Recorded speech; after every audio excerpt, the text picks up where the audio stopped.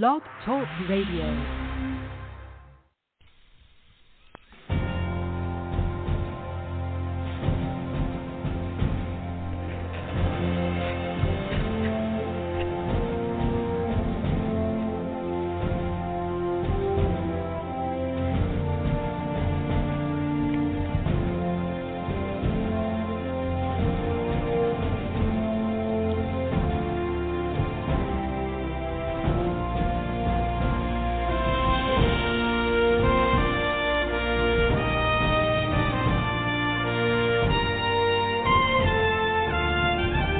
Welcome, ladies and gentlemen, to the Medlock Post radio show. This is where we educate, entertain, enlighten, and empower. The views and opinions on the Medlock Post radio show are those of the host and guests. They are not necessarily the views and opinions of Blog Talk Radio, Spreaker.com, its corporations, affiliates, or any other podcast streaming services. Thank you for joining the show today, and here is your host, Richard G. Medlock.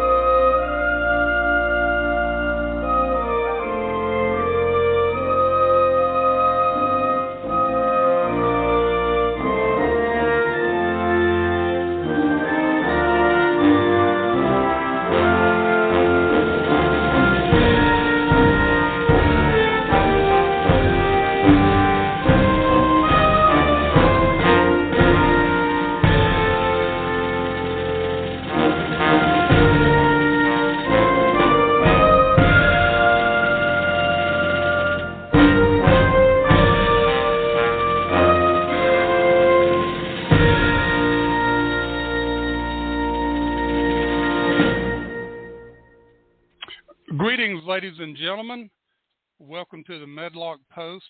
This is your host, Richard G. Medlock, and we are here to rock and roll again on October 28th, 2022. What a glorious day this is, and you'll find out why. Now, today we start a two-part presentation. Before I get into that, let me tell you this is episode 73. And it's titled America versus the World Order. Yeah, don't go panicking. I'm going to lay out some facts for you today. I'm going to put some names out there for you to think about and to understand. All right, so back. Today we start a two-part presentation concerning what America and we the people are battling against. The elections are 11 days away, and many critical decisions need to be made. The information I will discuss in today's episode 73 and in the next episode 74 will help you understand better what the fight is all about. One way that the fight can be described is they not only want your life and property, but they also want your soul. But first, let's cover a few other items to get started. On this day in history, October 28, 1886, the Statue of Liberty was unveiled to the United States of America. Now, this was the first time in America that a ticker tape parade down Broadway took place. So, a great event, a great I've lost my word. anyway, something that you do all the time started that day. I'll think of that word. The Statue of Liberty, one of America's strongest symbols of unity and freedom, was unveiled today, October 28th, 1868. It was a rainy day, but it kicked off with festivities organized by the Franco-American Union and the City of New York. The dedication ceremonies honored both the French and American people, as well as the Statue of Liberty's contributors, including renowned sculptor Frederick August Bartholdi. I hope I pronounced that right. Edward de Laboulaye, often considered the father of the Statue of Liberty, was who thought up the grand gesture of giving one to the United States. You know, they have one in France. Died in 1883 before the dedication. More than one people attended the celebrations off Bedloe's Island, now known as Liberty Island, and President Grover Cleveland was in attendance. Over 1 million people in 1886 were there. But it shows you how important it is to America and its history. All right. I hope I'm recording on both things here. I'm trying another experiment today. And I should have tested it before we started. But anyway, if this doesn't work on Blog Talk Radio, then I'll just redo it again later on, because I'll have the transcript. Hunter Biden and family. The New York Post has been investigating Hunter Biden and his family and Hunter's laptop for a long time. And from what they have found, what they know the FBI has found, there are 459 possible criminal violations discovered on Hunter's laptop. Everything from tax evasion, money laundering, and selling their souls for money. 6 are possible criminal violations by Joe Biden. And notice I'm saying possible, okay? And many possible criminal violations by James Biden, the uncle and brother. So let me ask you this question. Do you think they will be prosecuted? I know everybody's sitting there going, no, nothing's going to happen to them. That could be the case. Now, here's one scenario I want to throw out at you. The GOP is going to retake majority in the House in 11 days. And they're already telling us they're going to investigate the Biden family. And the Senate's going to be there. We'll have majority in the Senate, the GOP. I don't say we, but the GOP will. And let's say that for some crazy reason, Merrick Garland, the Attorney General, decides to prosecute. There might be so much political pressure on him that he has to prosecute, or at least set up a special counsel. So they're going to prosecute. Joe Biden resigns the presidency. Kamala Harris becomes president and immediately pardons all 3 Bidens. That's just a thought, folks. Think about it. From Bloomberg.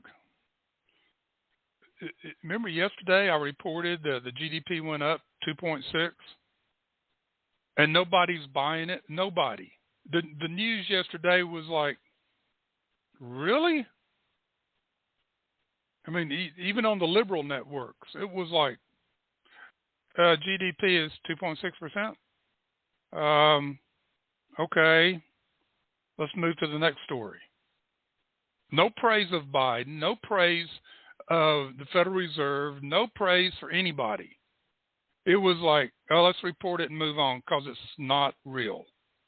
And I talked about that yesterday, how all the indices that make up, most of them that make up the GDP report were all negative.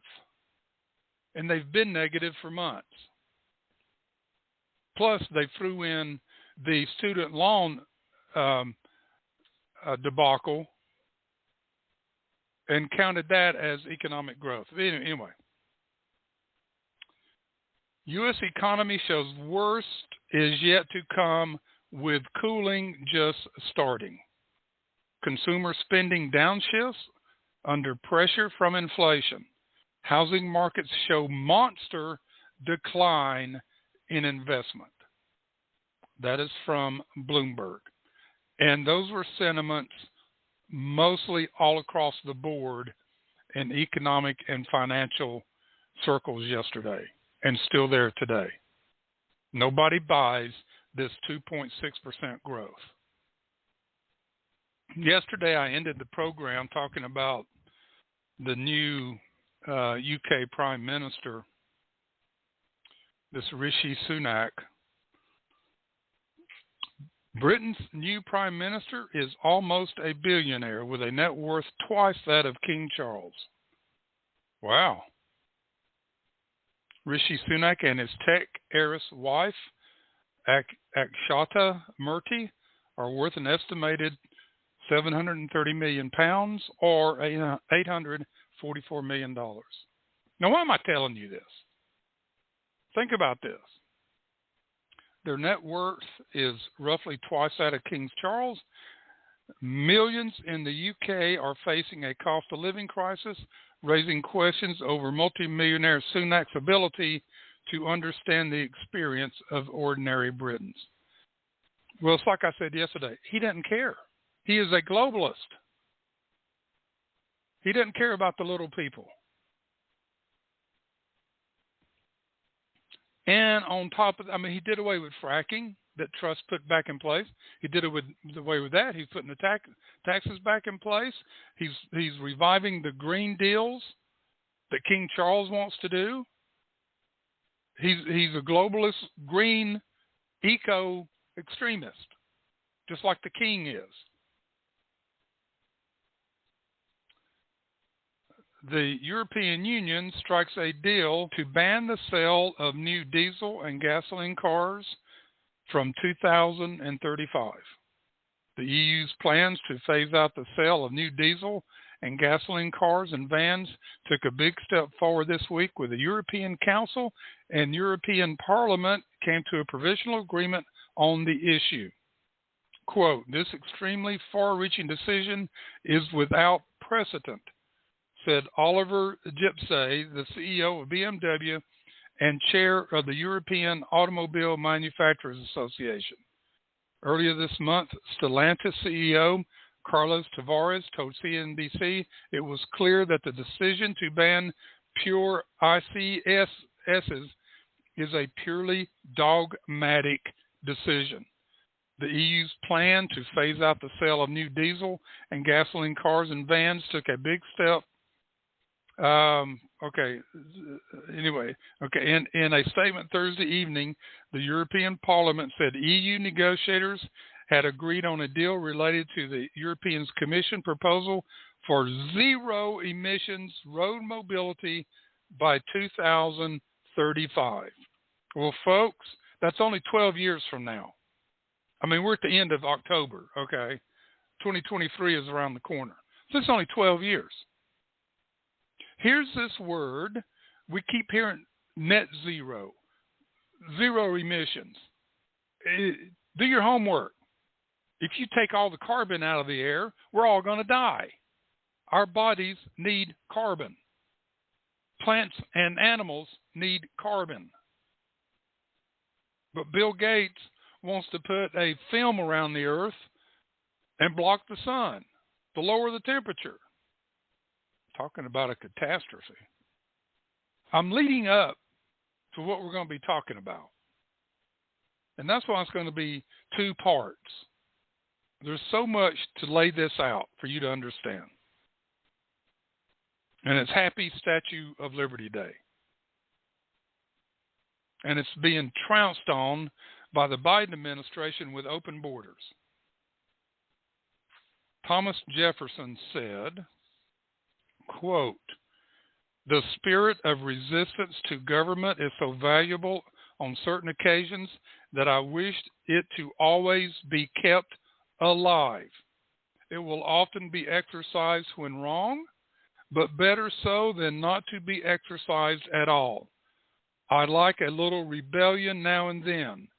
It is like a storm in the atmosphere," unquote. A storm in the atmosphere. Folks, that's what we the people should be right now against this government, this Biden administration. Not against the Constitution. It's the government that has gone way off kilter. So we should be a storm in the atmosphere, ladies and gentlemen. We talked about that yesterday. Pushing back against the bullies, pushing back against the NFL, pushing back against closed borders, pushing back against defund the police. And you can list a dozen more, I'm sure. Thomas Sowell also said this, quote, "Many on the political left are so entranced by the beauty of their vision that they cannot see the ugly reality they are creating in the real world," unquote. Nail on the head, Thomas Sowell. Look at the Biden and his administration and his White House spokeslady. They come out and speak with forked tongue every day. And this is the way they are so entranced by the beauty of their vision, they can't see the ugly reality they've created in the real world. And this goes for Rishi Sunak, now the Prime Minister of England, and all of those that have decided to go to the dark side. We unknowingly get drawn into the thought process that it is a Republican versus Democrat battle, or a good versus evil battle, or a freedom versus control battle. And we are correct in that thinking. However, we need to broaden our thinking processes to a global perspective.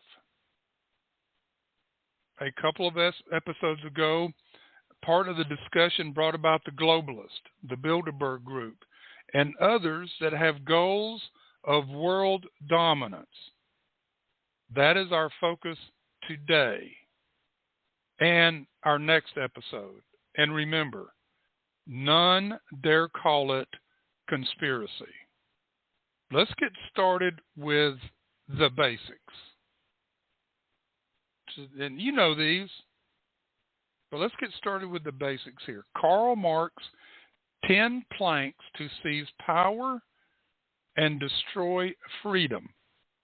And the reason I'm giving this to you is so that you have these fresh in your mind as I start talking about these people and organizations.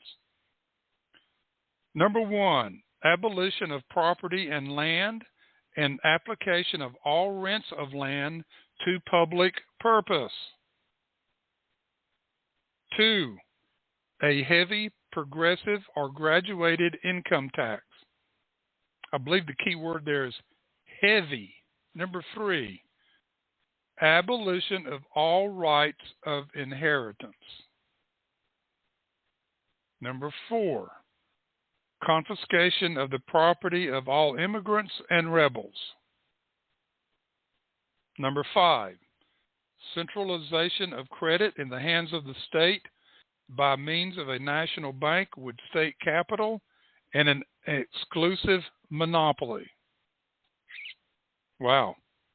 Number 6, centralization of the means of communication and transport in the hands of the state. Now, we could break down each one of these and go through them. That'd be another program, though. No, and equate it to what's happening today. But you're going to see some of that as we go along. Number 7, extension of factories and instruments of production owned by the state, the bringing into cultivation of wastelands, and the improvement of the soil generally in accordance with a common plan. That's a mouthful. Number 8, equal liability of all to labor, establishment of industrial armies, especially for agriculture. Industrial armies. Well, picture that one, folks. 9, combination of agriculture with manufacturing industries, gradual abolition of the distinction between town and country by a more equitable distribution of the population over the country. 10, free education for all children in public schools, abolition of children's factory labor in its present form, combination of education with industrial production. All right, that's our ground zero. I hate to use zero, but there's our base. And we're going to build from that base. That's the cornerstone. Let's use that word, cornerstone. And let's build from there. Our call-in number is 563-999-3676. If you want to weigh in on this or even challenge me, bring it on. Here are a few organizations, couple that I mentioned the other day, talking about John Kerry and his speech at the Council for Foreign Relations, CFR. Where did that come from? Okay, World Economic Forum, the WEF. They're alive and going today. Klaus Schwab heads that up, and I'm going to get into some of their stuff. It'll open your eyes. The International Monetary Fund, IMF, and the World Bank.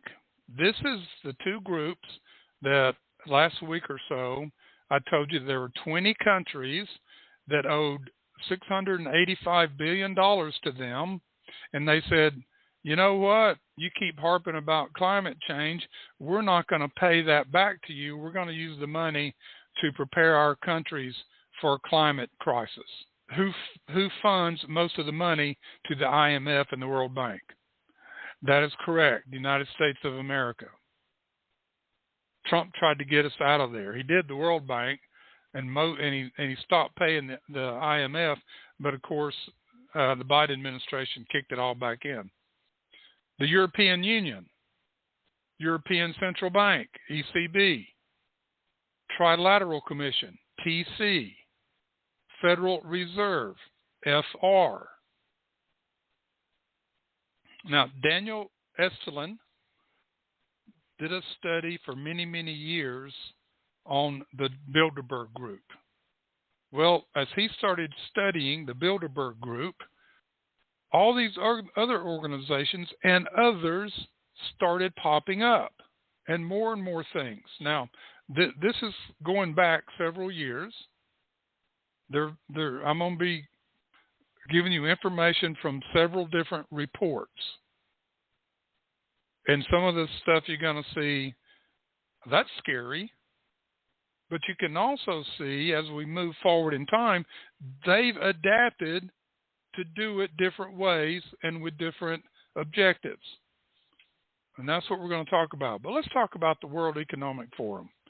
They meet in Davos every year. Matter of fact, I think their headquarters are in Davos. And their big meeting they had several months ago, I ought to get some sound bites of people, their speeches there, especially Klaus Schwab. Some of it's, a couple of them, their speakers were talking about this genetic research they're doing to be able to change our DNA, and where they can control our very actions and we can't help it. I've got to go back and find that soundbite. It is scary. But Klaus Schwab's opening comments was A, B, C, D, E, F, all the way to Z, globalism and one world order. Let me do a little bit about the World Economic Forum, and this is right off their website. And it's where did I put your website? I thought I put the link on here, but it's weforum.org, or just put in World Economic Forum and do a search engine on that. That thing will probably pop up here, and I'll see it. But oh yeah, it's weforum.org. All right. See, I knew I had it. I hadn't lost my mind yet. The forum engages the foremost political, business, cultural, and other leaders of society to shape global, regional, and industry agendas. To shape global, regional, and industry agendas. It was established in 1971 as a not-for-profit foundation and is headquartered in Geneva, Switzerland. It is independent, impartial, and not tied to any special interest. Yeah, right. We're going to show a little difference there. The forum strives in all its efforts to demonstrate entrepreneurship and the global public interest while upholding the highest standards of governance. Morale and intellectual integrity is at the heart of everything it does. Our activities are shaped by unique institutional culture founded on the stakeholder theory, which asserts that an organization is accountable to all parts of society. We'll get into that in a minute. The institution carefully blends and balances the best of many kinds of organizations from both the public and private sectors, international organizations, and academic institutions. All right. The Davos Manifesto. Their Davos Manifesto, I'll get there, is for a better kind of capitalism. Really? So let's look at that for a minute. Stakeholder capitalism is gaining momentum, in part thanks to the Greta Thunberg effect. Now, she's the young teenager that is being backed by the World Economic Forum to go around pushing climate change. Well, she's probably 16 or 17 by now. But where has she been lately? She did make ripples. It offers the best opportunity to tackle today's environmental and social changes. The World Economic Forum is launching a new Davos Manifesto. What kind of capitalism do we want? That may be the defining question of our era. If we want to sustain our economic system for future generations, we must answer it correctly. Generally speaking, we have three models to choose from. First is the shareholder capitalism, embraced by most Western corporations, which holds that a corporation's primary goal should be to maximize its profits. Now remember that. The second model is state capitalism, which entrusts the government with setting the direction of the economy and has risen to a prominence in many emerging markets, not least China. And they're trying to do state capitalism in America. Now, we call it tyranny or Marxism or totalitarianism. They just have new words for it here. But compared to these two options, the third has the most to recommend it. Yeah, the most from around the world. Stakeholder capitalism, a model I first proposed a half century ago. This is Klaus Schwab. positions private corporations as trustees of society and is clearly the best response to today's social and environmental challenges. Trustees of society. State or shareholder capitalism, currently the dominant model, first gained ground in the United States in the 1970s. No, sir. In the 1780s did it get grounded and expanded its influence globally in the following decades. Its rise was not without merit. During its heyday, hundreds of millions of people around the world prospered as profit-seeking companies unlocked new markets and created new jobs. Now, gosh, that sounds really good, doesn't it? But they don't like shareholder capitalism. But listen to this. But that wasn't the whole story. Advocates of shareholder capitalism, including Milton Friedman and the Chicago School, had neglected the fact that a publicly listed corporation is not just a profit-seeking entity, but also a social organism.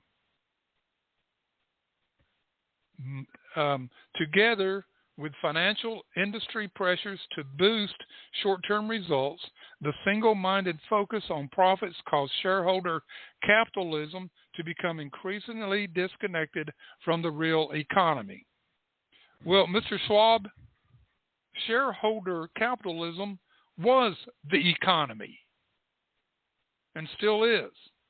Back to him. Many realize this form of capitalism is no longer sustainable.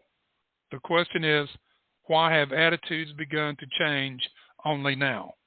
Now, I could go on and on, but you can go to the website, weforum.org, and go into their mission. You can find the Davos Manifesto and read the whole thing yourself and think of the 10 planks of Marxism as you read it and as we talk about today. Alrighty, my sheet. Let me get to the correct sheet here, folks, because sometimes I almost don't know what I'm doing. And I'm sure many of you are out there going, that's right, Richard. Go ahead. All right. Now, this goes back. Daniel Estlin was a reporter, investigative journalist. He studied the Bilderberg Group for over 14 years because it's a tight-knit group. Now, he wrote a book, The True Story of the Bilderberg Group, was published in 2005, and they updated it in 2009, and some of this stuff has been updated in 2014 and others because it continues to keep moving. Now, the Bilderberg Group started in 1954. He called it, quote, the most powerful men in the world met for the first time in the Netherlands, debated the future of the world, and decided to meet annually in secret. They called themselves the Bilderberg Group, with a membership representing a who's who of world power elites, mostly from America, Canada, and Western Europe. Now, what was going on in 1954, folks? And I meant to do this. I don't know if I can get this pulled up without messing up everything, but Dwight D. Eisenhower was president of the United States at the time. Let me get this pulled up. I'm sorry. All right, I'll get this pulled up a little bit. All right, I've got that pulled up. But in 1954, he was president, and also that year, Joseph Stalin died, the premier of Russia, USSR. And Nikita Khrushchev stepped in and became the new premier. Now, he was in line to do that. That's the way they do things in Marxist countries. There aren't any elections. All right. So Eisenhower was trying to warn us of a military-industrial complex. A military-industrial complex. And he tried to warn us many, many times about this because he was a military man. He was a big leader in World War II. And he basically won the war.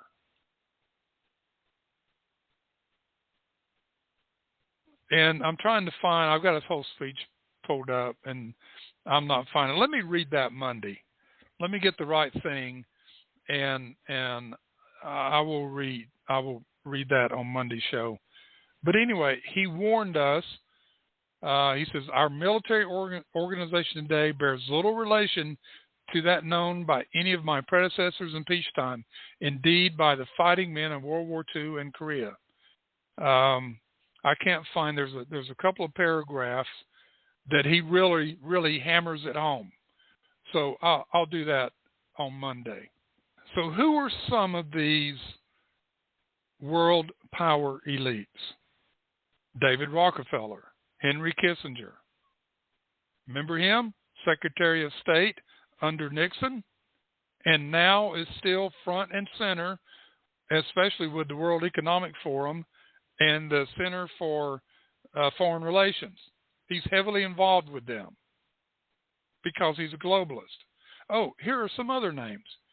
Bill Clinton, Gordon Brown, former Prime Minister of the UK, Angela Merkel, just recently the Prime Minister of Germany, Alan Greenspan, former head of the Federal Reserve under Clinton and George Bush, Ben Bernanke, who just won this big award.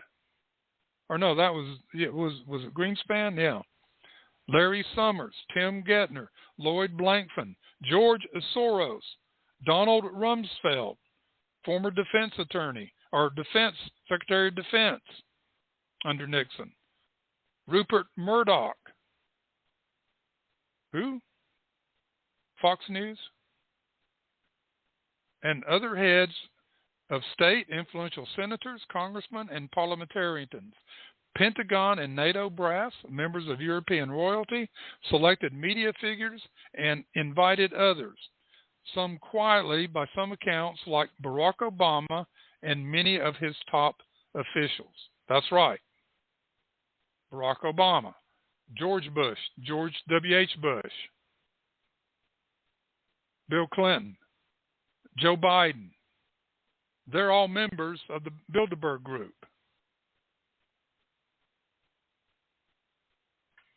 And you'll see as we go along here. And again, Council for Foreign Relations, etc. For over half a century, no agenda or discussion of topics took place publicly. You don't know what happens in there. A president walks in, he's the only one that goes in. His aides don't go in. His bodyguards, they're all on the outside. This thing is heavily guarded. Only the president goes in, or the prime minister, or a CEO. They're the only ones in there, and they never talk about what went on. But Estelin was able to finally crack some layers of the secrecy and get some information. And, of course, he doesn't name any of those people because they would have probably disappeared from the face of the earth. The group is now known as a shadow world government, threatening to take away our right to direct our own destinies by creating a disturbing reality, very much harming the public's welfare. In short, Bilderbergers want to supplant individual nationwide sovereignty with an all-powerful global government. corporate-controlled and checkmated by militarized enforcement.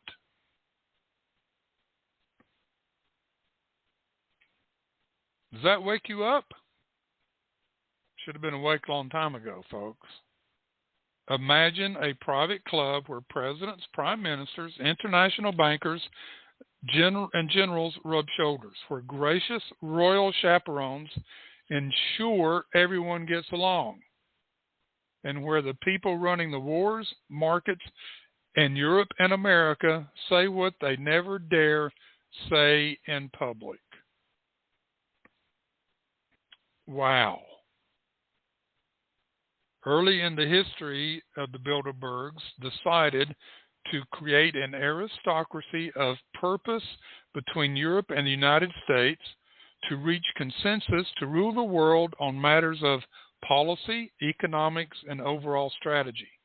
NATO, which had just been formed right after World War II, was essential for their plans to ensure perpetual war and nuclear blackmail to be used as necessary, then proceed to loot the planet, achieve fabulous wealth and power, and crush all challengers to keep it. Now think of that for a minute, folks.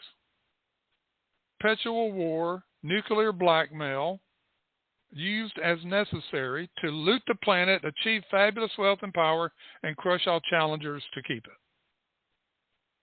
Now, those are bold statements, but these things have been done subtly, not way out in the open.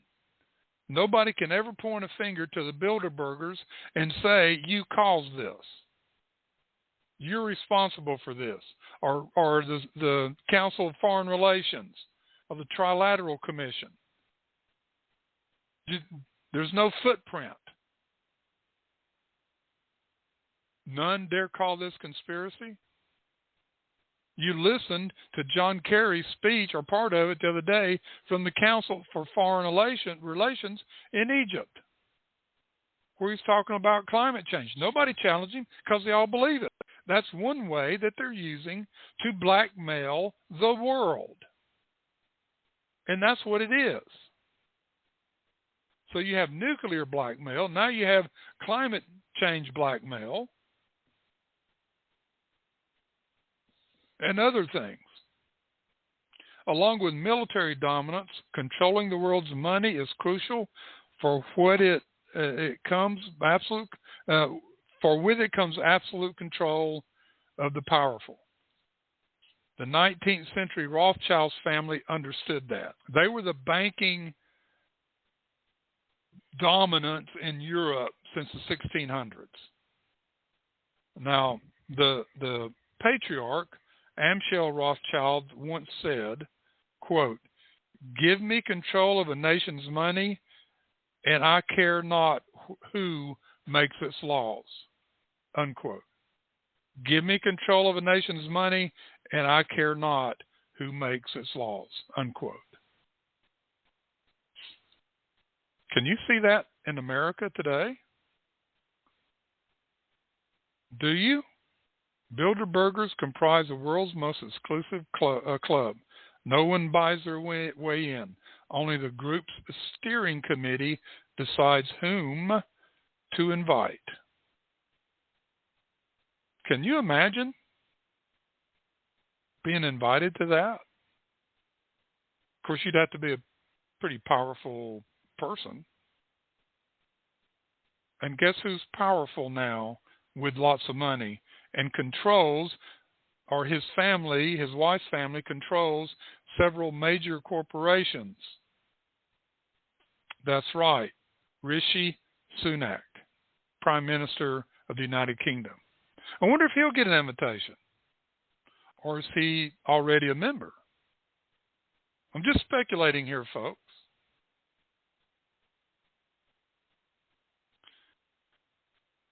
The meetings are governed by the Chatham House rules. You can look that up. Arkansas Governor Bill Clinton, for example, who attended in 1991, there David Rockefeller told him why the North American Free Trade Agreement was a Bilderberg priority and that the group needed him to support it. The next year, Clinton was elected president, and on January 1, 1994, NAFTA took effect. That's just one example of what the Bilderbergs do. There are many people that believe that the Bilderbergs backed Clinton and got him elected. Remember, Bill Clinton in 2 elections never got over 48% of the vote. You had Ross Perot running as an independent, which took votes away from him and the Republicans, more from the Republicans, but Bill Clinton had the most votes, which got him the most electoral votes. And that's why he became president. And no, we're going to stay with the Electoral College. What are their objectives? And when I say Bilderbergers, I'm talking about many of these other organizations. I'm looking at the time and how we're really going along. Let me go up here, since we've been talking about Obama. Listen to this. It'd be 2 quick bites. His speech at the UN. Listen to the globalism in these speeches. Yes, in America, there is too much money in politics, too much entrenched partisanship, too little participation by citizens, in part because of a patchwork of laws that makes it harder to vote.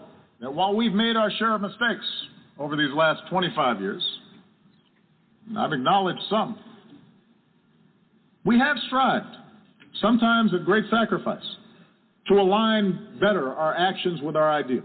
And we can only realize the promise of this institution's founding to replace the ravages of war with cooperation if powerful nations, like my own, accept constraints.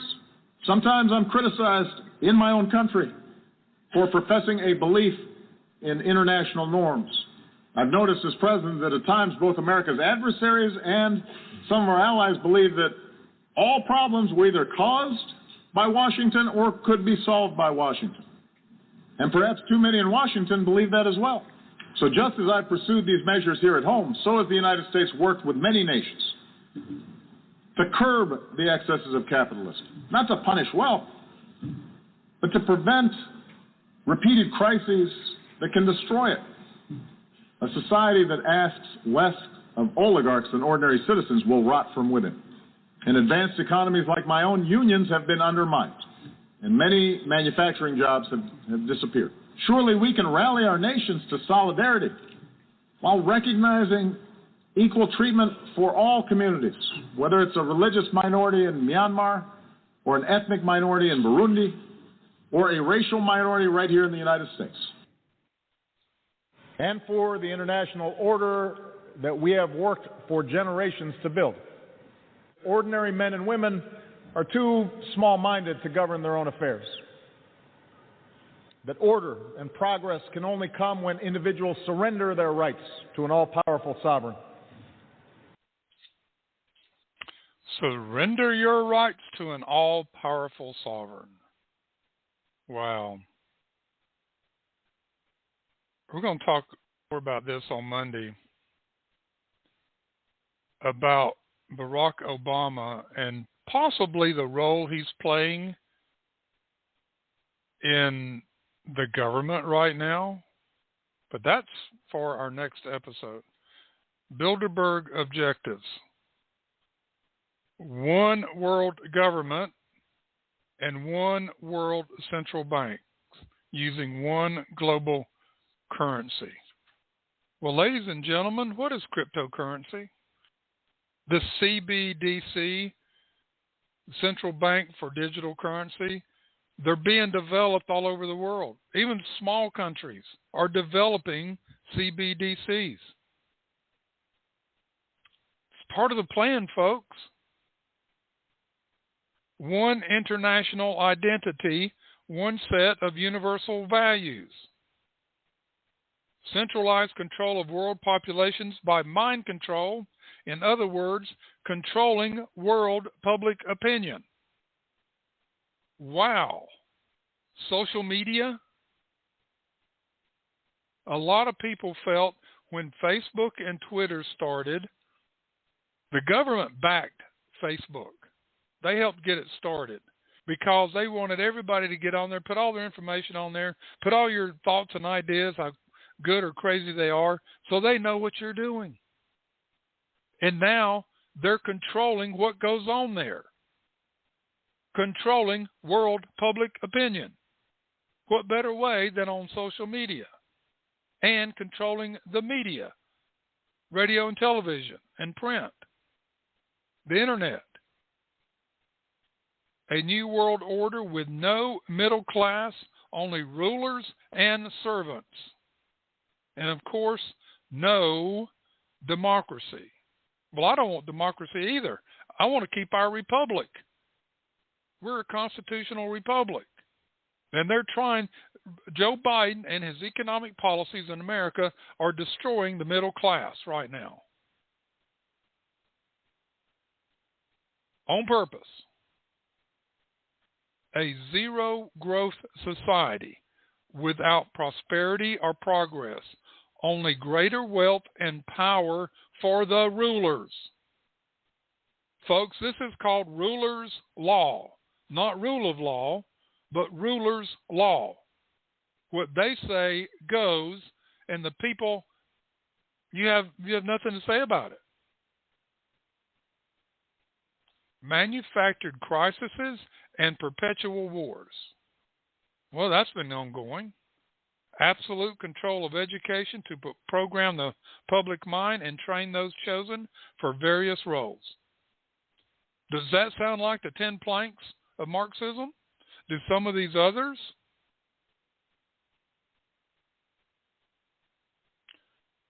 Centralized control of all foreign and domestic policies. One size fits all globally. We've been moving in that direction for a long time. You just listen to Obama. We need to work together as nations and come to an agreement. European Union, North American Union, you have the African Union, South American Union, Asian Union. They're all out there, folks. You have the Islamic State organization. Using the UN as a de facto world government, imposing a UN tax on world citizens. Let me ask you what just passed. That 15% universal tax on all corporations. Remember it just passed not too long ago? The G7, the G20, they all, yeah, let's do it. Let's tax everybody. And I asked the question, where's the money go? What's it going to be used for? It's going to the ruling elite. Expanding NAFTA and World Trade Organization globally. Well, let's back off of those things. NAFTA was dead. I mean, Trump killed NAFTA and got a new trade agreement between Canada and Mexico. He withdrew from the World Trade Organization. He withdrew from the World Health Organization. That's not listed in these documents, but that's all part of this.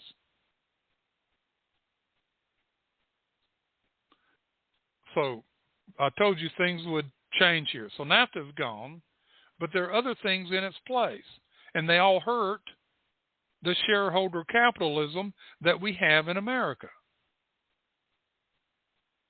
The World Trade Organization is corrupt, making NATO a world military.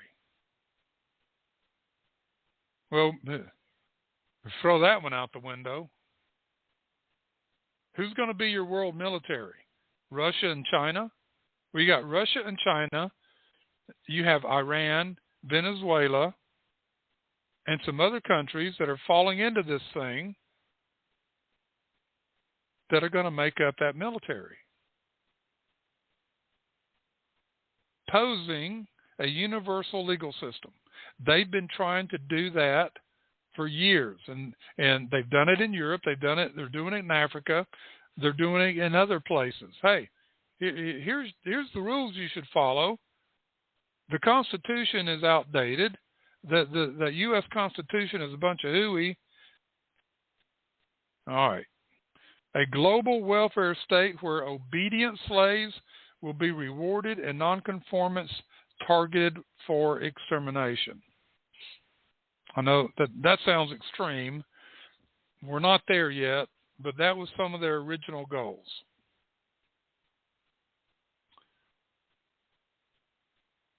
Some of the Bilderberg partners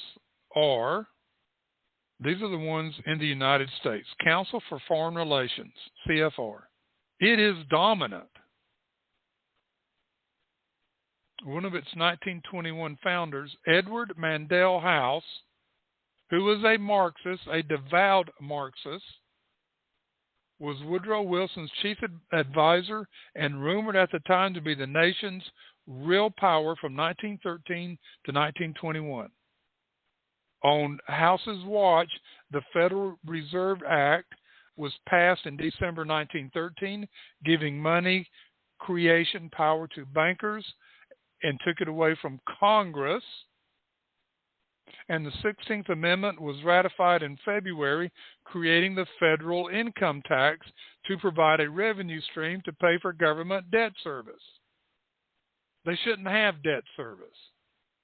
And the 17th Amendment, it's not talked about here, the 17th Amendment, which took away the power of the states in appointing their senators by the state legislature to go to D.C. to protect states' rights from the House laws, and the senators were now elected by the people. And you've heard me talk about that and the dire circumstances that's brought about since that happened. From its beginning, CFR was committed to a one-world government based on a centralized global financial system. Today, CFR has thousands of influential members, including important ones in the corporate media, but keeps a low public profile, especially regarding its real agenda. Now, you can do your research on Council of Foreign Relations. It is a globalist organization. Henry Kissinger is there. Obama is there. John Kerry is there. Biden is there. George Bush is there. Clinton was, I don't know how much traveling Clinton does anymore. Historian Arthur Schlesinger Jr. called it a front organization for the heart of the American establishment. It meets privately and only publishes what it wishes the public to know. Its members are only Americans. But this is in partnership with World Economic Forum, the Bilderberg Group. If it's only American, why is it meeting in Egypt? Because now, this is from years ago, its members are only Americans. It's worldwide now, folks. The Trilateral Commission is a similar group that brings together global power brokers.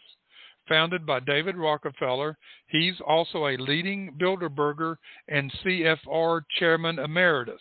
Now, he has since passed away. Organization he continues to finance and support. Anyway, the Rockefellers were supporting all this. I read that wrong. Their past and current members reflect their power. Nearly all presidential candidates of both parties, candidates, not just president, leading senators and congressmen, key members of the Fourth Estate, which is the media and their bosses, top officials of FBI, CIA, NSA, defense establishment, and other leading government agencies, including state, commerce, the judiciary, and treasury. Wow. The CFR has served as a virtual employment agency for the federal government under both Democrats and Republicans. Whoever occupies the White House, CFR's power and agenda have been unchanged since its 1921 founding. Shadow governments, folks. Biden is nothing but a puppet. Yeah, we can take him out. We can take Harris out. But these other powers is what's controlling the administrative state and even the government under the Democratic Marxists. In 1992, the Bilderberg Group meeting, Henry Kissinger said this, quote, "Today, Americans would be outraged if UN troops entered Los Angeles to restore order. Tomorrow, they will be grateful. This is especially true if they were told there was an outside threat from beyond, whether real or promulgated, that threatened our very existence. It is then that all people of the world will plead the world leaders to deliver them from this evil. Individual rights will be willingly relinquished for the guarantee of their well-being granted to them by their world government," unquote. Henry Kissinger, 1992. This is an eye-opening of information. And this is why we were here at the Medlock Post. Yeah, let's see. The UN began with a group of CFR members called the Informal Agenda Group. They drafted the original UN proposal, presented it to Franklin Roosevelt, who announced it publicly the next day. At its 1945 founding, CFR members comprised over 40 of the U.S. delegates. You get this, folks? The Council on Foreign Relations, while not financed by government, works so closely with it that it is difficult to distinguish council actions stimulated by government from autonomous actions. Its most important sources of income are leading corporations and major foundations, the Rockefellers, Carnegie, and Ford Foundations, to name 3, and they're directed to key corporate officials. Media partners. The former Richard Salent, CBS News president, up until 1979, he says, quote, "Our job is to give people not what they want, but what we decide they ought to have," unquote. Now, that was a long time ago when he said that. And that is still happening more powerfully today. CBS and other media giants control everything we see, hear, and read. Well, not everything. This is before the age of the internet. They really can't control everything right now, but I promise you they're trying. The Rockefeller family wields enormous power, even though its reigning patriarch, David, will be 92 in June 12th. Now, of course, he has since died and governed by the family. I remember when he died, and then his son died, but the family still rules. The Bilderberger Rockefeller scheme is to make their views so appealing by camouflaging them that they become public policy and can pressure world leaders into submitting to the needs of the masters of the universe. The free world press is their instrument to disseminate agreed upon propaganda. Now, agreed upon propaganda. Think about that for a minute, folks. Turn on your TV, your mainstream media at night, and you switch from channel to channel to channel, and they're all saying the same thing about the same subject. There's this template that they read from. They've been doing that for 30, 40 years now. You can listen to montages, and they're saying the same thing. They're reading the same thing. They might change a word or two or how they present it, but it's the same thing.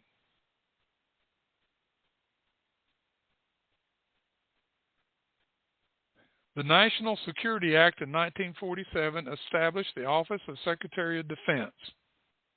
and we've had a bunch of them since then, and they have all been CFR members, Council of Foreign Relations, except under Trump.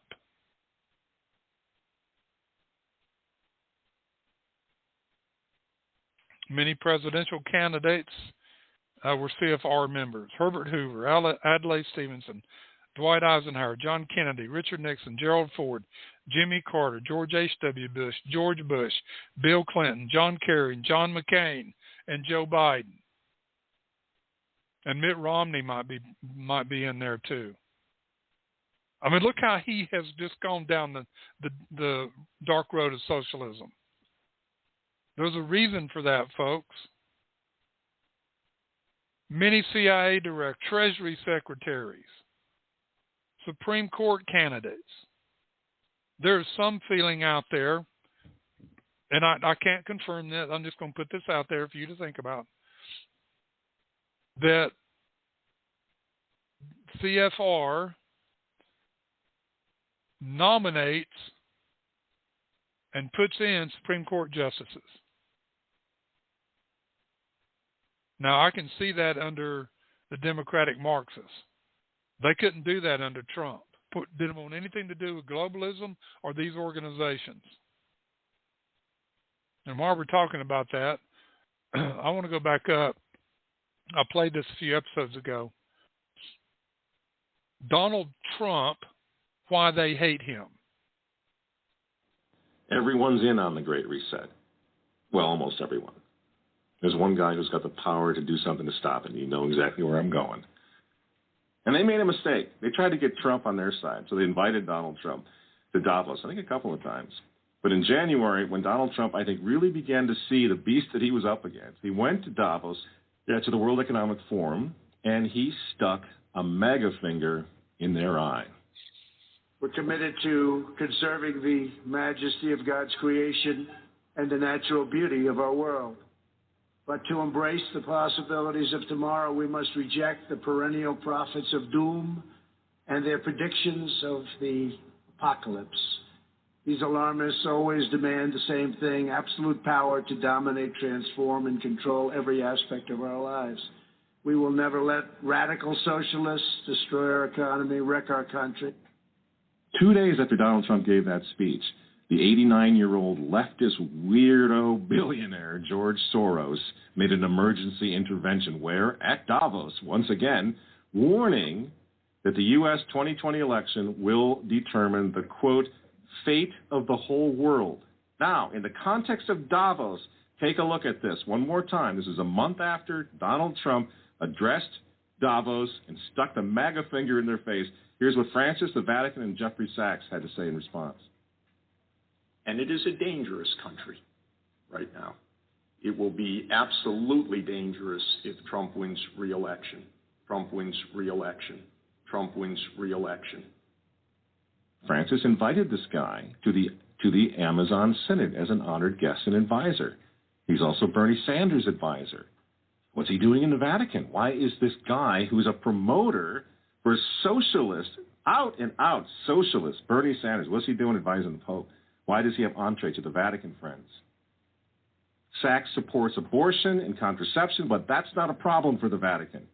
For the Vatican, for Pope Francis, and for his friends at the UN, Donald Trump is the problem, obviously, friends. Clearly, I consider the Trump administration a danger to the world, but I regard it as a purely temporary phenomenon that will disappear in 2020. Do you get it? You see why there's so much hate for Trump? Because with all of his faults, again, he's the capitalist. He's not the globalist. He never will be one of them, which is why he pulled the United States out of the Paris Climate Agreement. Donald Trump pulled the United States out of the World Health Organization. That's Bill Gates and company. And now he's threatening to pull the United States out of the World Trade Organization. People say, yeah, well, Donald Trump got married twice. He's a bad guy. Really? He's right in the face of the demons on this, friends. Nobody ever said he was a saint. He's knocking the sacred cows of the United Nations down all over the world right now. The General Assembly routinely votes 185 against the United States on almost everything right now. And remember, speaking of the United Nations, in November of 2019, again, right before COVID landed, Trump went to the UN, the floor of the General Assembly, and he declared war on globalism. Wise leaders always put the good of their own people and their own country first. The future does not belong to globalists. The future belongs to patriots. Shortly after the speech at the UN, Donald Trump delivered, what do you think happened? The coronavirus was unleashed on the world, and Trump's booming U.S. economy went on life support. Do you think that was an accident? So when they tell all of us to stay home, wear your mask so grandma doesn't get sick, please understand what's really going on here. They don't care about your grandmother. They don't care about old people, these people. They don't care about babies. They want them aborted so that they can save the common home. Abort babies, millions of them all over the world. They don't care about babies. They don't care about old people. In fact, if you want to save your grandma, tell the globalists to stay the hell away from her. You remember how some of them, like Cuomo and characters like this, were running COVID recovering patients through nursing homes? That's how much they care about grandma. And the name of the game now is to bring the United States economy to its knees, get it out of the way, so that everyone will want the Great Reset. Make the new normal so intolerably abnormal that even you and I, maybe, at some point in the near future, will be begging for the vaccines because we'll be driven crazy by that point. Begging for whatever else is going to keep us safe according to our jailers and our handlers and our zookeepers. You see? That's what they want. That's why they keep using this term, new normal. And what we do to fight back? Go to work. Go back to school. If you're healthy, take off the mask.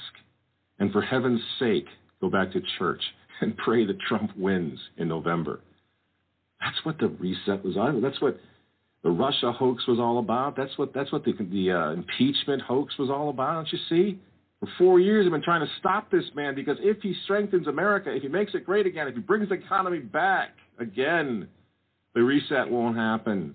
The New World Order is going to be set way back. Who knows when they're going to have another COVID opportunity like this one again, and they know it. So ask yourselves why they hate this man. These folks, these men, they hate God. They hate the unborn. They hate the traditional family. They hate you. And they hate Donald Trump, whose political opponents, by the way, right now are knocking statues of saints to the ground. They're beating up cops, and they're burning flags. You say you don't like Trump. I'm sorry, friends, but who cares? That doesn't really matter anymore. But you think of Trump's personality or his tweets. Look at the big picture. The choice is simple, friends. Stand with America right now, or fall with the New World Order in the not-so-distant future. There's no other choice. I'm Michael Matt for Remnant TV, and we'll see you next week. That is a powerful soundbite. Let me go back and read Henry Kissinger again.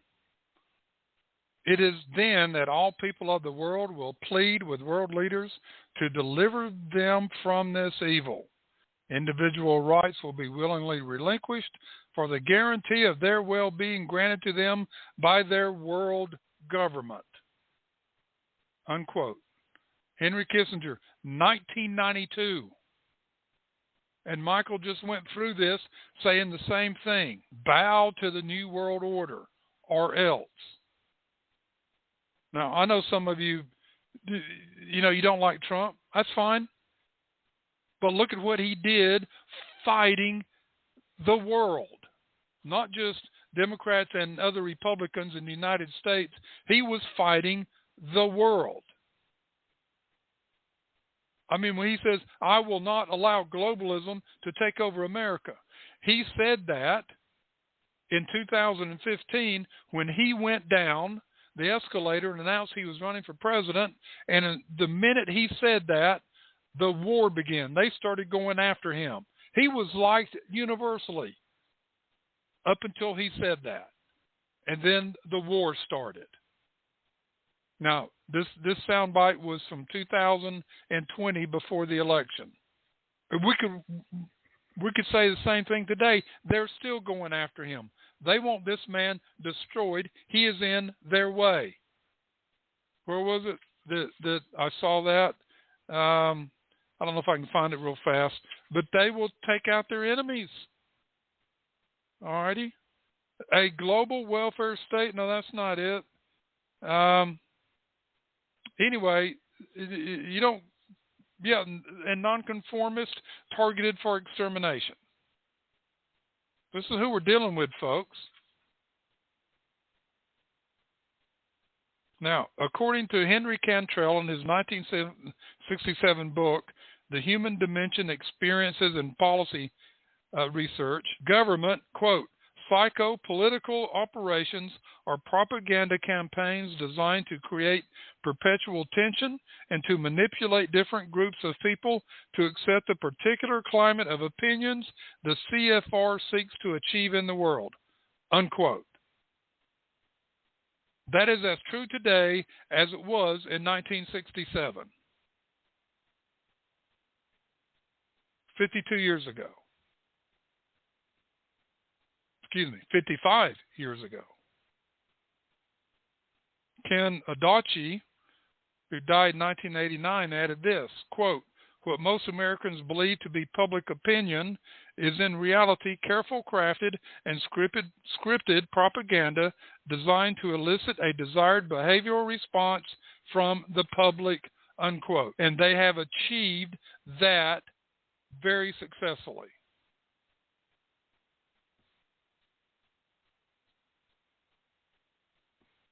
Now, the Rockefeller-founded Trilateral Commission, gosh, time's getting short here.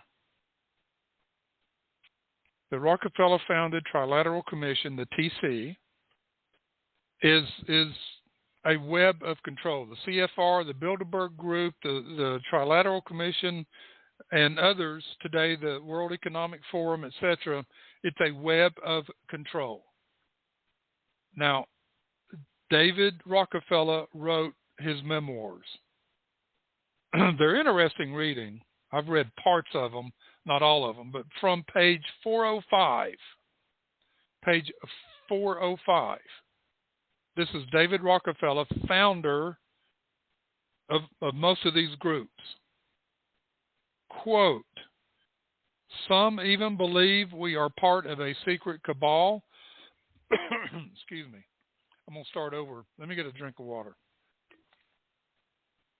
Some even believe we are part of a secret cabal working against the best interest of the United States, characterizing my family and me as internationalist and conspiring with others around the world to build a more integrated global political and economic structure, one world, if you will. If that's the charge, I stand guilty and I am proud of it, unquote. This is in David Rockefeller's memoirs, page 105. Now, it might be a different page now because of different printing and so forth. Founded in 1973, a powerful U.S., EU, and East Asian membership seek to operative founding goal, a new international economic order. Simply a new world order run by global elites for these three parts of the world, with lesser members admitted from other countries. The North American Union, we talked about that the other day.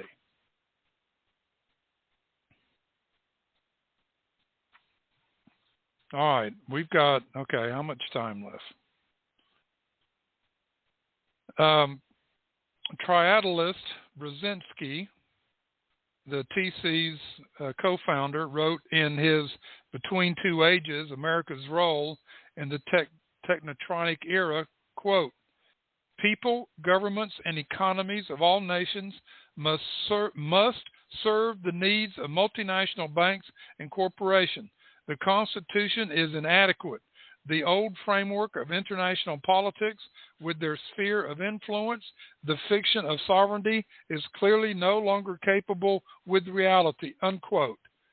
Play Obama's speech again.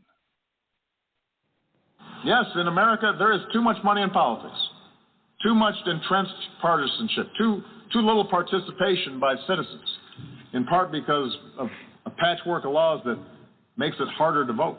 Now, while we've made our share of mistakes over these last 25 years, and I've acknowledged some, we have strived, sometimes at great sacrifice, to align better our actions with our ideals. And we can only realize the promise of this institution's founding to replace the ravages of war with cooperation if powerful nations, like my own, accept constraints. Sometimes I'm criticized in my own country for professing a belief in international norms. I've noticed as president that at times both America's adversaries and some of our allies believe that all problems were either caused by Washington or could be solved by Washington. And perhaps too many in Washington believe that as well. So just as I've pursued these measures here at home, so has the United States worked with many nations to curb the excesses of capitalism, not to punish wealth, but to prevent repeated crises that can destroy it. A society that asks less of oligarchs than ordinary citizens will rot from within. In advanced economies like my own, unions have been undermined, and many manufacturing jobs have disappeared. Surely we can rally our nations to solidarity while recognizing equal treatment for all communities, whether it's a religious minority in Myanmar or an ethnic minority in Burundi. Okay. He was basically saying the same thing that Brzezinski said in the 1990s. The Constitution is inadequate. The old framework of international politics with their sphere of influence, the fiction of sovereignty is clearly no longer compatible with reality. We can go down here and we can look at in Confessions of a Monopolist, Frederick C. Howell explained workings in practice. Folks, this is from 1906. Quote, "The rules of big business: get a monopoly, let society work for you, so long as we see an international revolutionaries and all international capitalists as implacable enemies of one another. Then we miss a crucial point. A partnership between international monopoly capitalism and international revolutionary socialism is for their mutual benefit." This is happening today. Triadalists have rejected the U.S. Constitution and the democratic political process. In fact, the TC has established a crisis in democracy, too much of it that had to be contained. This is what Klaus Schwab was saying about capitalism, shareholder capitalism. It's got to go. It's got to be stakeholder capitalism, where stakeholder capitalism, I proposed half century ago, positions private corporations as trustees of society, and is clearly the best response to today's social and environmental challenges.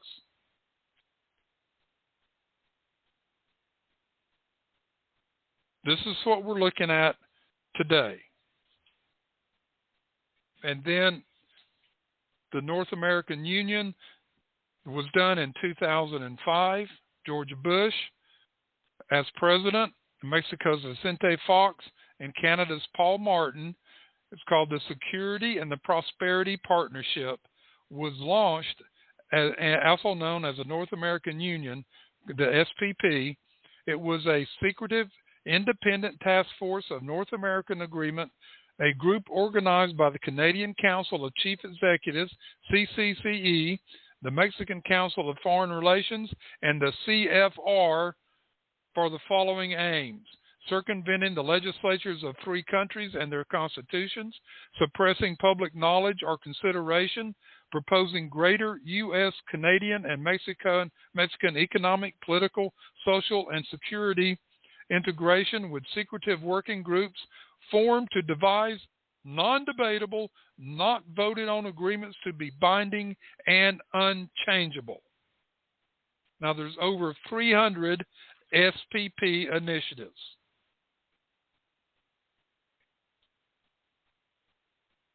Right before our eyes.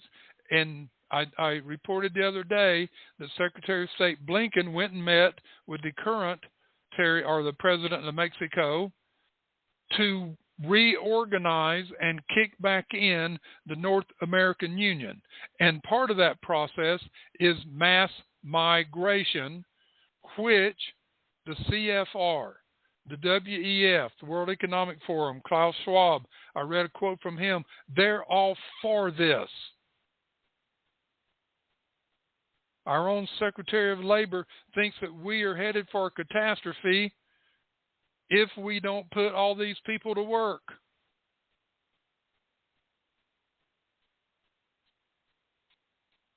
I know I have thrown a universe of information out to you today. There's so much to talk about. You have the North American Security and Prosperity Initiative. Wow. North American Forum on Integration. It's on and on and on, folks. All right, I have thrown a lot of things at you today because we're out of time. We'll be back on our next episode, 74, and some of that information is going to come at you the same way this information came at you. And it's going to open your eyes. Now, folks, you can do a search engine on Bilderberg Group and find this. Matter of fact, when I post this on medlockpost.blogspot.com, I will put links to all of this on there. It'll be there. That'll be on the medlockpost.blogspot.com. And I'll put those links on there along with the soundbite, the audio. And we have come to the close today here. I don't even have time to play any music. We're down to the last few seconds.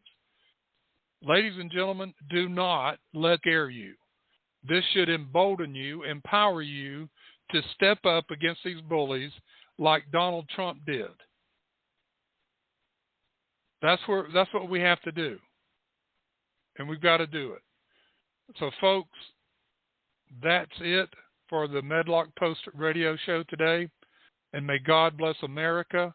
May God bless the world and those that are fighting against these conspiracies to take over control of everything. May God bless everyone. Have a great weekend, ladies and gentlemen.